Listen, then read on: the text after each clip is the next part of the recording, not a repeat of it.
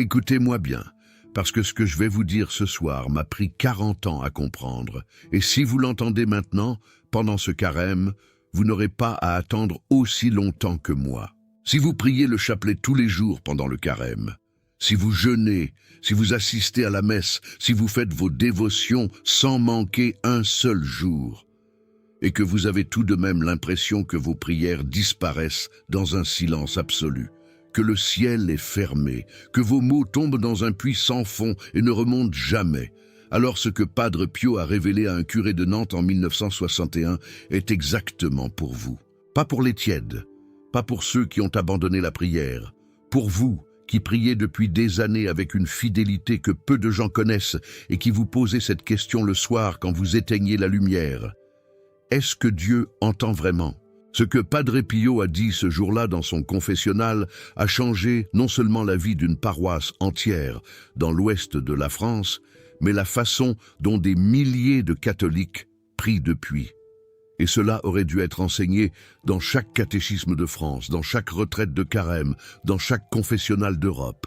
Mais ça ne l'est pas. Parce que ce que Padre Pio a révélé touche quelque chose que personne ne veut regarder en face. Quelque chose qui se cache précisément là où nous pensons être les plus forts dans notre foi. Je m'appelle Geneviève. J'ai 64 ans. Je suis né à Limoges et j'ai passé 40 ans de ma vie à prier.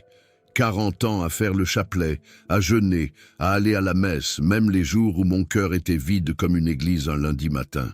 Pendant plus de 12 ans après la mort de mon mari Jacques, j'ai prié en ressentant exactement ce que je vous décris. L'impression que mes prières tombaient dans le silence, et que ce silence ne changerait jamais. Ce n'est qu'en lisant les écrits du Père Loiseau, un curé de Nantes qui avait fait le voyage jusqu'à San Giovanni Rotondo en 1961, que j'ai compris pourquoi. Et quand j'ai compris, j'ai pleuré. Pas de tristesse, de soulagement. Parce que j'ai réalisé que le problème n'était pas Dieu. Le problème était dans la façon dont je priais. Dans cette vidéo, je vais vous révéler les 3 raisons précises pour lesquelles Padre Pio disait que les prières de carême sont bloquées chez la plupart des catholiques les plus fervents. Je vais vous expliquer le mécanisme exact. Comment une bonne intention peut se transformer en obstacle spirituel sans que l'on s'en rende compte, après des années et des années de fidélité. Et à la fin, je vais vous donner la prière que Padre Pio lui-même récitait chaque soir pour débloquer ses propres oraisons. Oui, même lui traversait des moments de sécheresse spirituelle. Et la promesse qu'il a faite à ceux qui réciteraient cette prière pendant le carême est quelque chose que vous ne voudrez pas manquer. Mais d'abord, laissez-moi vous raconter l'histoire du Père André Loiseau. C'était en mars 1961. Le Père André Loiseau était curé d'une petite paroisse au bord de la Loire, dans la banlieue de Nantes. Un homme de 58 ans, ordonné depuis 30 ans, qui avait passé sa vie à consoler des familles, à accompagner des mourants, à enseigner le catéchisme à des générations d'enfants. Un homme de prière, vraiment. Pas un homme qui enseigne la prière en théorie, un homme qui priait chaque jour avec une discipline que ses propres paroissiens admiraient. Mais au printemps 1961, quelque chose l'avait profondément troublé. En l'espace d'un seul temps de carême, 5 de ses fidèles les plus réguliers, ceux qui assistaient à la messe quotidienne, qui faisaient les chemins de croix le vendredi, qui priaient le chapelet en famille le soir après le dîner, lui avaient confié la même chose en confession. La même phrase, presque mot pour mot. « Père, je prie. Je fais tout ce qu'on m'a appris. Mais j'ai l'impression que mes prières de carême ne servent à rien, que rien ne change, que le ciel est fermé depuis longtemps. » 5 pénitents différents, 5 familles différentes. La même impression. Le Père Loiseau était un homme humble. Suffisamment humble pour ne pas répondre avec des formules apprises. Il aurait pu dire « Continuez à prier, ayez confiance, Dieu entend tout ». C'est vrai, et ce n'est pas faux. Mais quelque chose dans ses confessions l'avait touché différemment, parce qu'il ressentait lui-même exactement la même chose. Lui, le curé. Lui, l'homme qui avait enseigné la prière pendant 30 ans. Alors il a pris une décision que peu de prêtres ont le courage de prendre. Au lieu de donner une réponse dont il n'était pas sûr, il est allé chercher quelqu'un qui pouvait réellement répondre. Il a fait le voyage jusqu'à San Giovanni Rotondo. San Giovanni Rotondo, en mars 1961, était un lieu de pèlerinage d'une intensité difficile à décrire. Les files d'attente pour la confession de Padre Pio duraient parfois 2-3 jours. Des milliers de personnes venaient de toute l'Europe. Des Français, des Espagnols, des Polonais, des Allemands. Pas des curieux. Des gens qui avaient épuisé toutes les réponses humaines et qui cherchaient quelque chose que les mots ordinaires ne pouvaient plus donner. Le père Loiseau avait attendu 2 jours et demi. Il dormait dans une pension à 2 rues du couvent. Il priait ses offices dans l'église du village et il attendait. Quand il est finalement entré dans le confessionnal, il n'a pas eu le temps de formuler sa première question. Padre Pio l'a regardé, pas comme un prêtre regarde un pénitent, mais comme quelqu'un qui lit quelque chose d'écrit sur votre visage que vous-même n'avez jamais vu.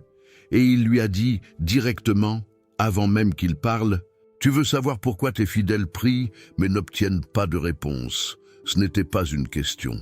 Le père Loiseau a confirmé d'un signe de tête incapable de parler. « Alors, je vais te dire quelque chose que tu devras enseigner à toute ta paroisse. Ce que je vais te dire, tu le savais déjà quelque part dans ton cœur, mais tu n'osais pas te le dire à toi-même. » Ce qu'il a dit ensuite, le père Loiseau l'a consigné ce soir-là dans son journal pastoral, un carnet qu'il tenait depuis le jour de son ordination. Des extraits de ce carnet ont été conservés par sa nièce, Françoise Loiseau-Bertrand, que j'ai rencontrée lors d'un pèlerinage à Lourdes en 2007. Elle m'a montré les pages, elle m'a laissé les lire. Et ce que j'ai lu ce jour-là, assise dans le couloir d'un hôtel près des Hautes-Pyrénées, m'a fait mettre la main sur ma bouche pour retenir un cri. Parce que chaque phrase décrivait exactement ce que je faisais depuis 12 ans sans le savoir. Ce que Padre Pio a dit à ce prêtre se divise en 3 points, 3 raisons pour lesquelles les prières de carême sont bloquées. Et je vais vous les expliquer une par une. La première raison est celle que Padre Pio a appelée la prière de négociation. Il a demandé au père Loiseau, « Quand tes fidèles prient pendant le carême, pourquoi prient-ils » Le prêtre a répondu, « Ils prient pour leur famille, pour la santé de leurs proches, pour que leurs enfants reviennent à la foi, pour que leurs maris guérissent, pour que leurs dettes soient remboursées, pour que la situation change. » Padre Pio a dit, « Et comment il formule ces demandes? Dis-moi les mots exacts, si tu t'en souviens. » Le père Loiseau a réfléchi un moment honnêtement, et il a répondu, « Je crois qu'ils disent des choses comme « Seigneur, si tu guéris mon mari, je promets de prier le chapelet chaque jour pendant 1 an. » Ou « Vierge Marie, si tu ramènes mon fils à l'église, je ferai un pèlerinage à Lourdes. » Ou encore « Seigneur, j'ai tenu mon jeûne cette semaine, maintenant s'il te plaît, réponds à ma prière. » Padre Pio a dit « Voilà la première erreur. » Et ce qu'il a expliqué ensuite, c'est quelque chose que j'ai entendu pour la première fois lors d'une retraite de carême à Poitiers, il y a bien des années, et qui m'a changé la vie. Il a dit « La prière de négociation n'est pas une prière, c'est un contrat. Et Dieu n'est pas un notaire, Dieu n'est pas un commerçant, Dieu ne répond pas aux appels d'offres. Quand nous disons à Dieu « Si tu fais ceci, je ferai cela », nous ne prions pas, nous marchandons, nous traitons la grâce comme une monnaie d'échange. Et le problème, et c'est là où Padre Pio était d'une précision chirurgicale, le problème n'est pas que Dieu refuse de négocier, c'est que la négociation elle-même ferme notre cœur à la grâce avant qu'elle puisse entrer. Padre Pio a utilisé une image que le père Loiseau a notée mot pour mot dans son carnet. Imagine quelqu'un qui tend la main pour recevoir un don, mais au lieu d'ouvrir la main, il la serre en poing autour de sa condition. Je l'ouvre quand tu m'auras prouvé que tu peux donner. Jamais le don n'entrera dans une main fermée. La prière conditionnelle, le « si tu fais X, je ferai Y » est une main fermée. Et le carême est précisément le moment où nous sommes le plus tentés de négocier. Parce que le carême est une période de sacrifice. Nous donnons quelque chose, nous jeûnons, nous renonçons, nous prions plus, et nous attendons naturellement quelque chose en retour. C'est humain. c'est logique, c'est même, dans un certain sens, généreux. Mais c'est précisément cette logique du mérite, du donnant-donnant, de la compensation spirituelle, qui bloque la grâce, non parce que Dieu est injuste, mais parce que la grâce ne fonctionne pas comme un marché. Elle fonctionne comme un cadeau, et un cadeau ne peut entrer que dans une main ouverte. Ce que je vous dis maintenant explique pourquoi tant de catholiques fidèles ont l'impression de prier dans le vide pendant le carême. Ce n'est pas parce qu'ils ne prient pas assez, c'est parce qu'ils prient avec les poings fermés. Maintenant, je dois vous parler de la femme dont m'a raconté l'histoire la nièce du Père Loiseau. Parce que c'est à travers elle que tout le reste prend son sens. Elle s'appelait Marguerite Vernet. Elle était couturière à Nantes, 63 ans en 1961, veuve de François depuis 10 ans. François était mort d'une maladie du cœur à 56 ans, en 1951, 10 ans plus tôt. Marguerite était l'une des 5 pénitentes qui avaient confié au Père Loiseau leur impression de prier dans le vide.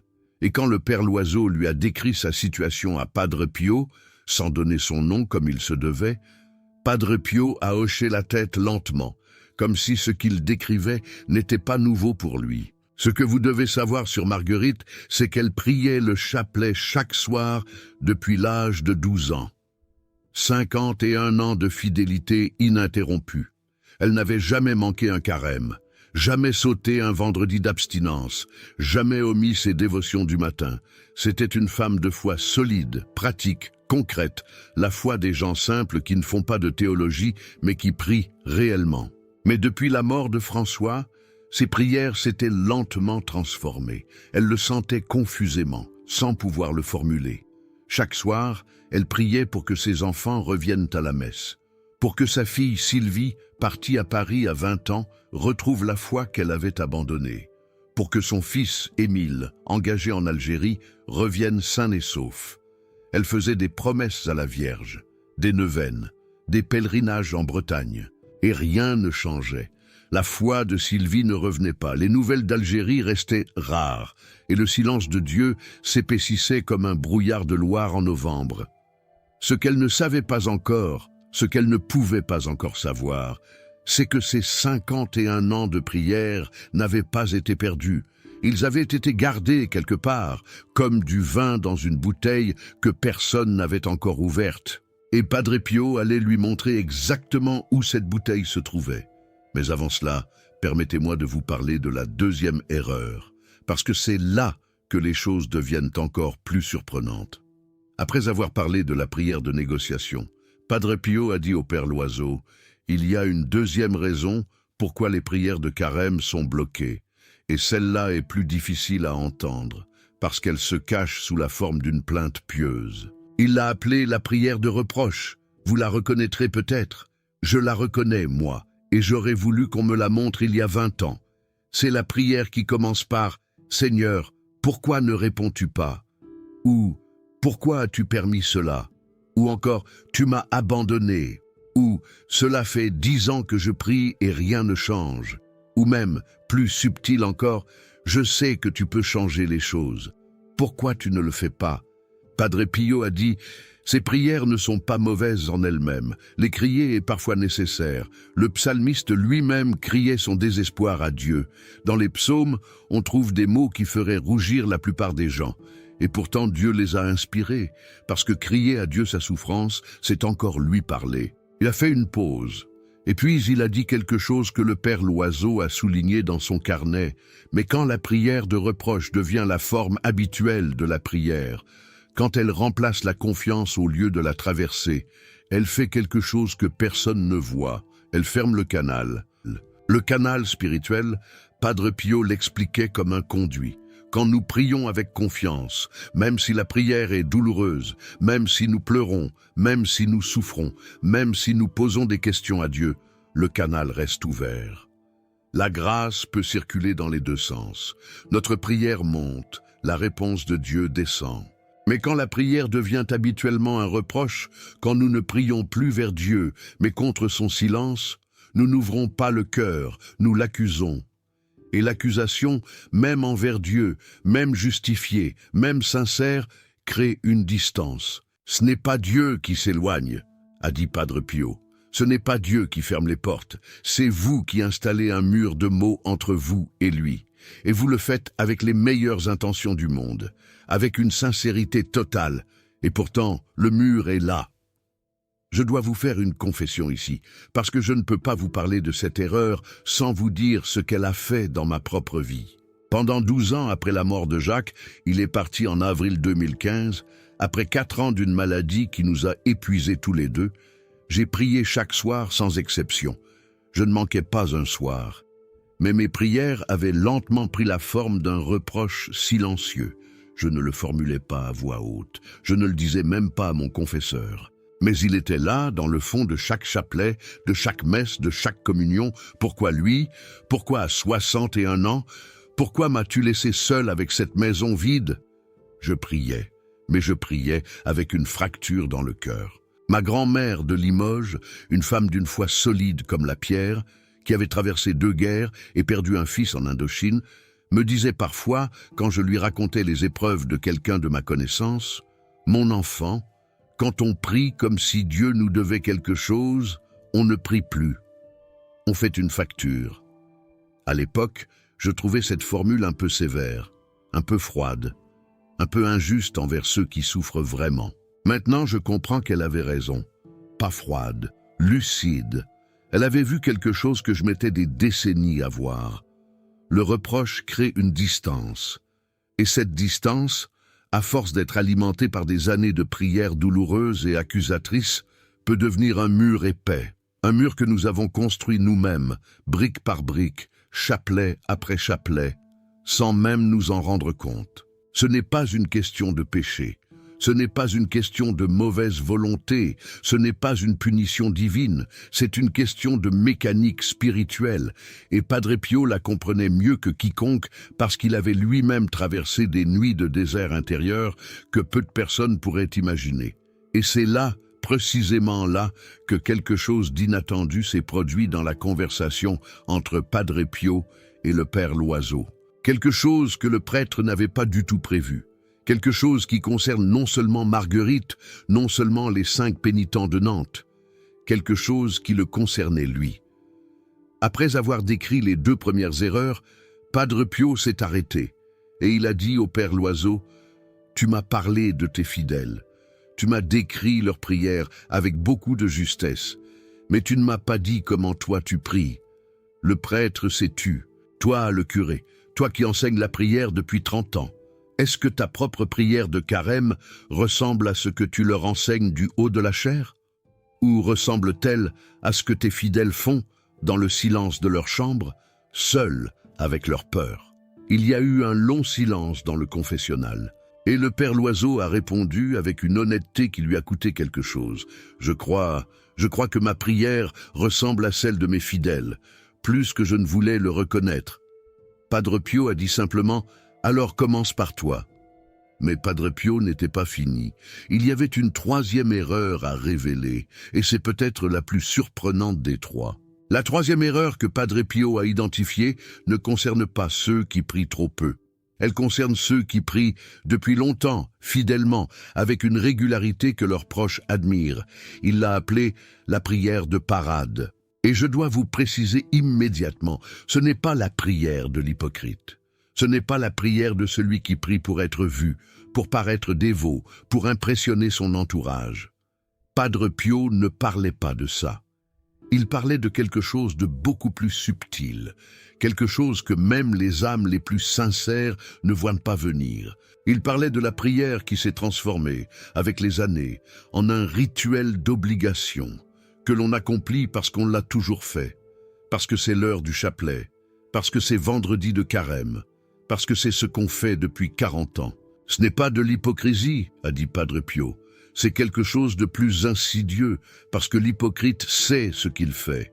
Il a fait un choix conscient de feindre, mais celui qui prie par habitude automatique ne sait plus qu'il a cessé de prier. Il récite, il exécute un programme, et le programme est parfait. Chaque mot à sa place, chaque geste correct, mais personne n'est vraiment là. Il a expliqué que la prière automatique n'est pas mauvaise en soi. Nous avons tous des moments de sécheresse, des moments où nous disons les mots sans les ressentir. Cela arrive même aux saints. Padre Pio lui-même traversait des nuits entières de sécheresse spirituelle. Des nuits où sa bouche récitait les psaumes pendant que son âme était dans une obscurité totale. Mais quand la récitation automatique devient la forme normale de la prière, quand nous ne savons plus distinguer une vraie prière d'une récitation, alors les mots ne portent plus. Ils sont comme des lettres envoyées sans adresse sur l'enveloppe. Elles partent. Elles ne savent pas où aller. Ce que vous envoyez revient, a dit Padre Pio. Non parce que Dieu ne peut pas l'accepter, mais parce que vous ne l'avez pas vraiment envoyé. Vous avez récité. Il y a une différence. Vous pensez que ces trois erreurs sont séparées, qu'elles touchent des types de personnes différents? Ce que Padre Pio a dit ensuite va vous surprendre. Parce qu'il a révélé que ces trois erreurs, la négociation, le reproche, l'automatisme, ne sont pas trois problèmes indépendants. Elles ont toutes la même racine. Et la racine, Padre Pio l'a dit au Père Loiseau, avec une clarté qui lui a coupé le souffle, c'est la peur. Pas la peur ordinaire, pas la crainte révérentielle de Dieu qui est une vertu. Non, une peur plus profonde, plus secrète, plus difficile à nommer. La peur que Dieu ne soit pas vraiment là. La peur que nos prières n'arrivent à personne. La peur que le silence ne soit pas une réponse, mais une absence. La prière de négociation naît de la peur que Dieu ne nous accorde rien gratuitement. Donc on négocie, on propose un échange, on cherche à créer une relation contractuelle pour être sûr de ne pas repartir les mains vides. La prière de reproche naît de la peur que Dieu nous ait abandonnés, qu'il soit indifférent, que notre souffrance lui soit égale. Donc, on reproche, on crie, on accuse, pour tenter de provoquer une réaction, n'importe quelle réaction, qui prouverait qu'il est là. La prière automatique naît de la peur que la prière ne serve à rien. Donc on la réduit à un rite mécanique, on fait ce qu'il faut faire, mais on n'investit plus vraiment, pour se protéger de la déception. Trois formes différentes, une seule racine, la peur de l'absence de Dieu. Et le carême, justement parce que c'est une période de sacrifice, d'attente, de silence intérieur, est le moment où cette peur se révèle avec le plus d'intensité. C'est pour ça que tant de prières de carême semblent rester sans réponse. Non parce que le ciel est fermé, mais parce que nous approchons le ciel avec les poings serrés, le cœur accusateur et les lèvres en mode automatique. Ce n'est pas votre foi qui est trop petite, a dit Padre Pio, c'est votre peur qui est trop grande. Et voilà ce que personne ne dit dans les sermons du carême. Voilà ce que personne n'ose mettre sur la table, parce que reconnaître qu'on a peur de Dieu, pas de sa colère, mais de son absence, c'est admettre quelque chose que nous cachons même à notre confesseur, même à nous-mêmes. Mais Padre Pio n'était pas fini. Ce qu'il a dit ensuite au Père Loiseau, ce qu'il lui a demandé de transmettre à Marguerite et à tous ses fidèles, c'est quelque chose que je n'entends jamais dans les homélies de carême. Et c'est peut-être la chose la plus importante de toute cette vidéo. Alors, ne partez pas. Ce canal existe pour répandre les enseignements de Padre Pio à ceux qui en ont le plus besoin. Si cette vidéo a touché quelque chose dans votre prière, si vous avez reconnu votre propre chapelet dans ce que je décris, ce canal existe précisément pour vous. Pour ceux qui prient depuis des années sans voir de réponse et qui méritent de comprendre pourquoi. Si vous voulez faire partie de cette mission et aider d'autres âmes à découvrir ce que Padre Pio a enseigné, envoyez un super thanks. Padre Pio bénit ceux qui aident à répandre son message de foi et d'espérance. Maintenant, permettez-moi de vous parler de ce que Padre Pio a donné comme solution. Après avoir révélé les trois erreurs et leurs racines communes, il a dit au Père Loiseau quelque chose que Françoise Loiseau-Bertrand m'a répété avec les mots exacts de son oncle. Il ne faut pas corriger les erreurs une par une, comme si c'était des défauts séparés dans un mécanisme, parce que si vous corrigez la peur sous une forme, elle reviendra sous une autre. Non, il faut s'attaquer à la racine elle-même. Et pour s'attaquer à la racine, la peur de l'absence de Dieu, Padre Pio a donné une prière. Pas un rituel compliqué, pas une neuvaine de 40 jours, une prière en 7 mots, simple, directe, précise, que lui-même récitait chaque soir avant son chapelet, même les nuits les plus sèches de sa vie spirituelle, même les nuits où son corps souffrait des stigmates et où son âme traversait ce que les mystiques appellent la nuit obscure. La prière est la suivante. « Seigneur, je crois que tu es là. Amen. » C'est tout. 7 mots. Et Padre Pio a dit « Celui qui prononce ces 7 mots avec honnêteté, pas avec certitude, mais avec honnêteté. Celui qui dit « Je crois », parce qu'il n'est pas sûr, mais qu'il choisit quand même de croire, celui-là fait quelque chose de très précis. Il ouvre la main, il rouvre le canal. Il prie non plus depuis sa peur, mais malgré sa peur. Puis il a ajouté quelque chose que le Père Loiseau a souligné 3 fois dans son carnet. Cette prière n'est pas pour ceux qui ont la foi. C'est une prière pour ceux qui ont peur de ne pas l'avoir. Ce n'est pas la même chose. Et cette nuance change tout. Quand Marguerite a entendu cette prière, quand le Père Loiseau est rentré à Nantes et lui a tout expliqué, elle a réagi d'une façon que personne ne prévoyait. Françoise Loiseau-Bertrand me l'a raconté en détail, avec cette précision que les gens ont pour les moments qui ont vraiment compté dans leur vie. Marguerite a écouté le Père Loiseau sans l'interrompre, toute l'explication sur les 3 erreurs, toute la révélation sur la racine commune, tout ce que Padre Pio avait dit. Et quand le prêtre a eu fini, Marguerite a dit « Il parle de moi. Padre Pio a décrit ma prière exactement. Mais il ne m'a pas vu. Il ne me connaît pas. » Le Père Loiseau a dit « Non, mais Dieu, lui, te voit. » Et alors quelque chose s'est brisé dans Marguerite. Pas de façon dramatique, pas de sanglots, pas de crise, simplement quelque chose qui s'était durci en elle depuis la mort de François, une couche, une pellicule autour du cœur, qui s'est fissurée. Elle a pleuré, pas de honte, pas de culpabilité. Elle a pleuré parce qu'elle venait de comprendre quelque chose que 15 ans de chagrin l'avaient empêchée de voir, ce qu'elle croyait être sa plus grande vertu. 15 ans de fidélité absolue à la prière, même dans le silence de Dieu, même dans le deuil, même dans la solitude, était en réalité devenue sa plus grande prison spirituelle.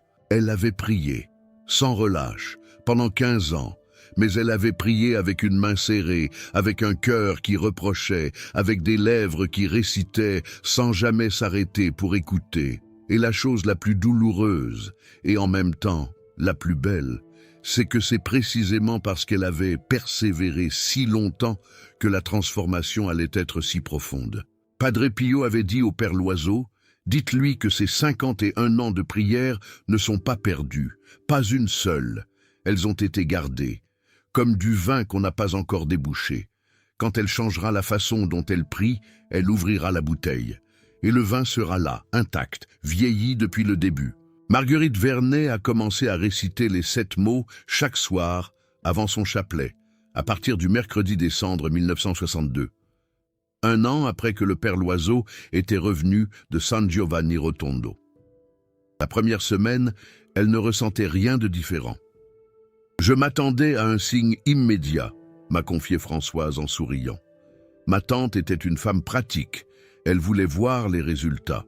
La deuxième semaine, quelque chose de léger, difficile à décrire, comme une fenêtre qu'on entrouvre dans une pièce fermée depuis longtemps, pas un changement spectaculaire, juste un peu moins de résistance, un peu moins de mur. La troisième semaine, un jeudi soir, elle a récité son chapelet et s'est retrouvée à pleurer sans savoir pourquoi.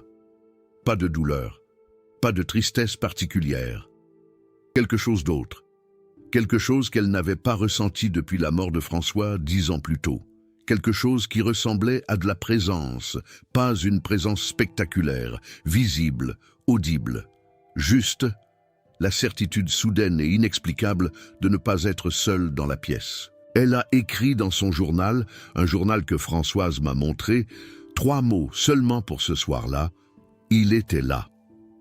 Le dimanche de Pâques 1962, sa fille Sylvie a appelé de Paris pour lui annoncer qu'elle était retournée à la messe le dimanche précédent, sans raison particulière. « Simplement j'avais envie », avait-elle dit. « Je passais devant une église et j'avais envie d'entrer. » Son fils Émile est rentré d'Algérie en juin 1962, sain et sauf. Marguerite a vécu jusqu'à 89 ans. Le père Loiseau l'a visitée dans ces dernières années, et elle lui a dit quelque chose qu'il a noté dans son carnet, les 2 mots soulignés 2 fois. Il était là depuis le début. C'est moi qui tenais la porte fermée. Padre Pio avait raison, le vin était dans la bouteille. Il attendait qu'on l'ouvre. Permettez-moi de vous montrer maintenant le lien entre tout ce que Padre Pio a révélé et quelque chose d'encore plus profond. Parce qu'en rentrant à Nantes, le père Loiseau a réalisé quelque chose qu'il n'avait pas vu pendant la conversation elle-même. En rassemblant les 5 pénitents qui lui avaient tous confié la même impression de prier dans le vide, il a découvert quelque chose qui ne pouvait pas être une coïncidence. Les 5 personnes, Marguerite et les 4 autres, ne se connaissaient pas. Ils n'avaient pas de liens familiaux particuliers. Ils vivaient dans des quartiers différents de la ville. Ils avaient des situations de vie très différentes.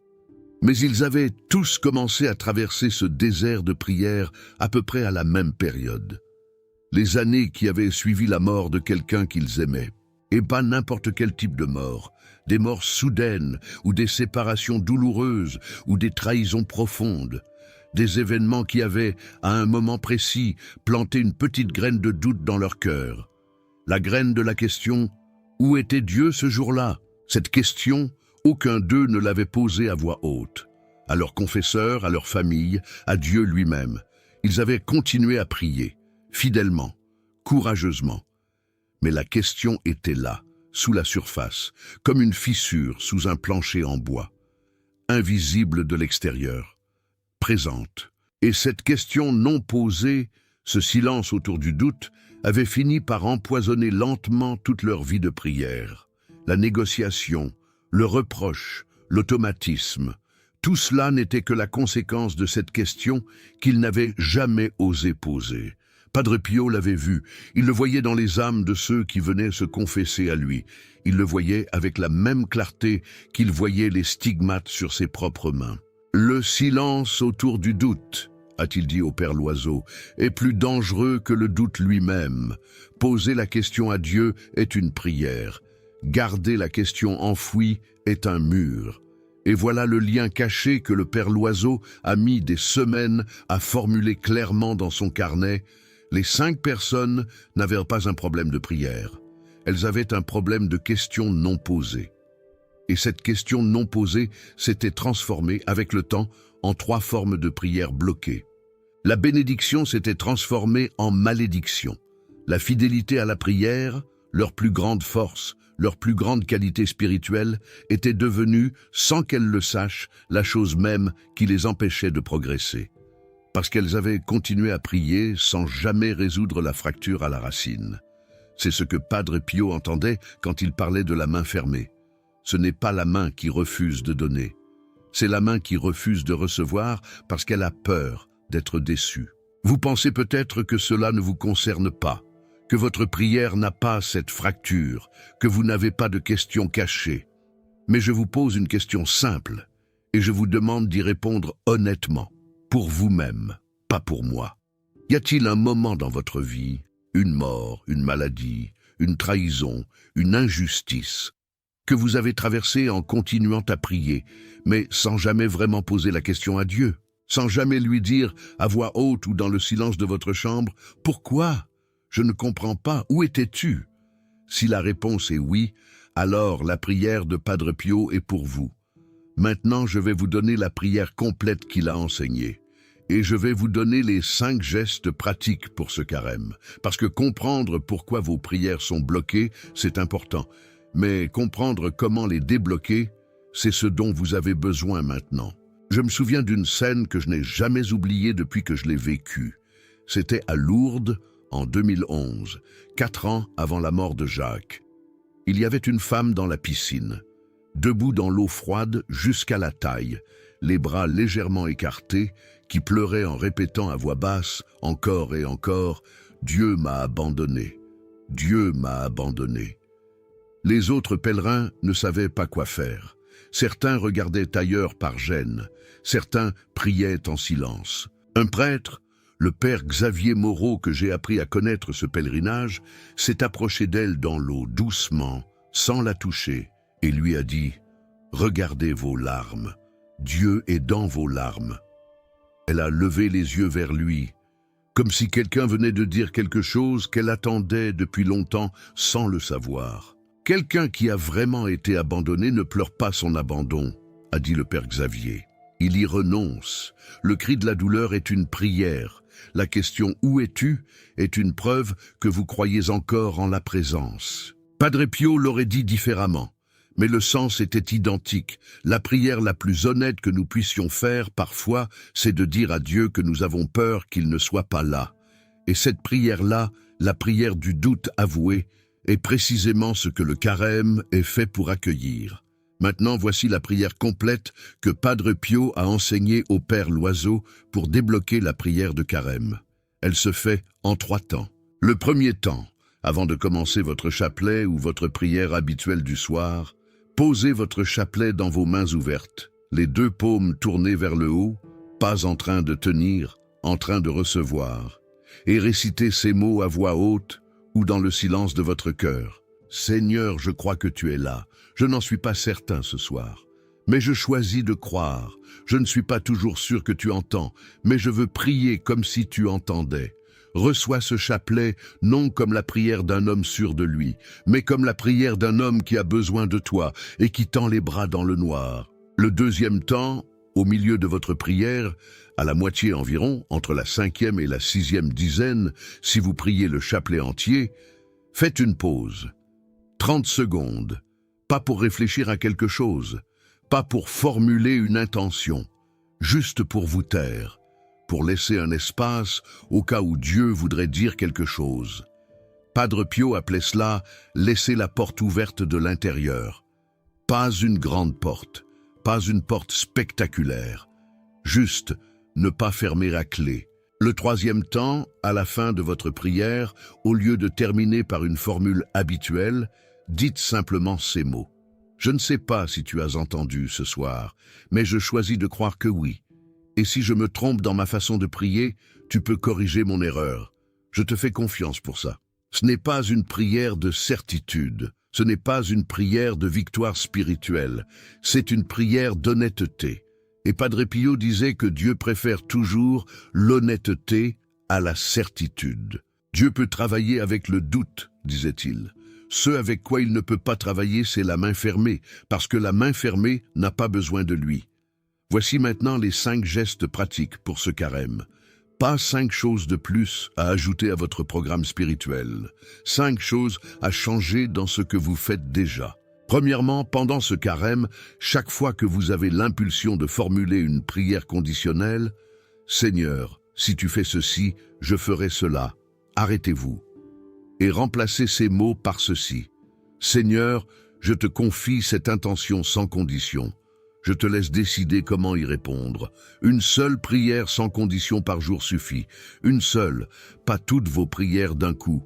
Une seule, chaque jour, pendant les jours qu'il reste avant Pâques. » Deuxièmement, si vous avez l'habitude de prier en reprochant à Dieu son silence, même silencieusement, même très poliment, même sous la forme « Pourquoi ne réponds-tu pas ?»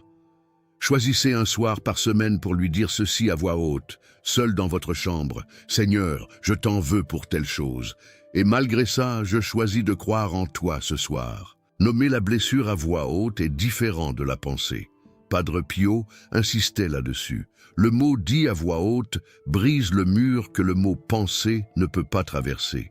Troisièmement, si votre prière est devenue automatique, si vous vous rendez compte que vous récitez votre chapelet en pensant à autre chose, en regardant le plafond, en attendant que ça finisse, choisissez une seule dizaine par jour, une seule, et récitez-la avec toute l'attention que vous avez. Pas les 5 dizaines, pas le chapelet entier, une dizaine, lentement, chaque mot à sa place. Padre Pio a dit « Une prière honnête vaut 1000 prières automatiques ». Quatrièmement, s'il y a dans votre vie une question non posée à Dieu, un moment douloureux que vous avez traversé en continuant à prier, mais sans jamais dire « Je ne comprends pas, où étais-tu » Prenez un soir cette semaine pour lui poser cette question. Pas dans la messe, dans votre chambre, seul, à voix haute, sans essayer d'y répondre vous-même. juste poser la question et laisser le silence répondre à son rythme. Et cinquièmement, le plus difficile peut-être, permettez-vous d'accepter que vos prières des dernières années n'ont pas été perdues. Même les prières de négociation, même les prières de reproche, même les récitations automatiques. Padre Pio était formel là-dessus. La fidélité à la prière, même une prière imparfaite, a une valeur que Dieu ne laisse pas se perdre. Il la garde, comme du vin dans une bouteille fermée. Le carême est le moment de déboucher cette bouteille. Ce que Padre Pio a révélé dans ce confessionnal de San Giovanni Rotondo en mars 1961 n'était pas une nouveauté théologique. Ce n'était pas une révélation mystique extraordinaire. Ce n'était pas un secret réservé aux spirituels avancés. C'était quelque chose de simple, et c'est précisément pour ça que personne ne le dit. La vraie prière n'est pas une performance, ce n'est pas un contrat, ce n'est pas une récitation, ce n'est même pas une certitude. La vraie prière, selon Padre Pio, c'est un enfant qui tend les bras vers son père dans le noir, sans être sûr que le père est là, mais qui tend les bras quand même.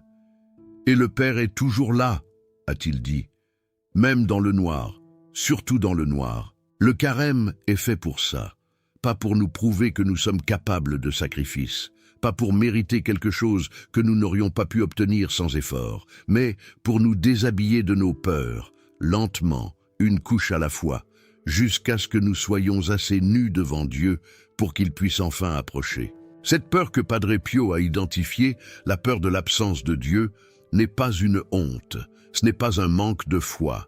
C'est la condition de tout être humain qui prie honnêtement dans un monde où Dieu ne se montre pas comme nous voudrions qu'il se montre. Padre Pio lui-même l'a vécu, les saints l'ont vécu, Thérèse de Lisieux l'a vécu jusqu'au dernier jour de sa vie dans sa chambre de carmélite. Mère Teresa a passé des décennies entières dans cette obscurité, et elle n'en a parlé qu'à son directeur spirituel. Le reste du monde ne l'a su qu'après sa mort. La différence entre eux et nous n'est pas qu'ils n'avaient pas peur, c'est qu'ils ont appris à prier avec la peur, plutôt que malgré elle, à dire « Seigneur, je crois que tu es là », précisément les soirs où ils n'en étaient pas sûrs. La foi n'est pas l'absence de doute, a dit Padre Pio. La foi, c'est le choix de croire malgré le doute. Et les 7 mots qu'il a donnés, « Seigneur, je crois que tu es là », sont exactement ce choix mis en prière. Permettez-lui ce carême d'approcher un peu plus près. Ouvrez la main, posez la question cachée, nommez la peur et laissez le reste à lui. Priez, espérez et ne vous inquiétez pas. Padre Pio intercède pour vous en ce moment même. Avant de terminer, je veux vous poser une question. Est-ce que vous reconnaissez l'une de ces 3 erreurs dans votre propre prière de carême? La négociation, le reproche ou l'automatisme? Peut-être les 3. Dites-le dans les commentaires. Pas pour vous juger, pas pour vous comparer à quiconque, mais parce que votre témoignage peut libérer quelqu'un qui traverse exactement la même chose et qui se sent seul dans son silence. Padre Pio disait que les témoignages des croyants ordinaires sont parfois plus puissants que les sermons des prêtres, parce qu'ils viennent de quelqu'un qui a vraiment souffert, qui a vraiment douté, qui a vraiment continué à prier malgré tout. Et si vous connaissez quelqu'un qui prie depuis longtemps sans réponse, quelqu'un qui a continué à prier avec courage, mais avec la main serrée, partagez cette vidéo avec lui. Ce que Padre Pio a révélé pourrait changer la façon dont cette personne prie pour le reste de sa vie. Je suis Geneviève, et jusqu'à la prochaine fois, priez avec les mains ouvertes.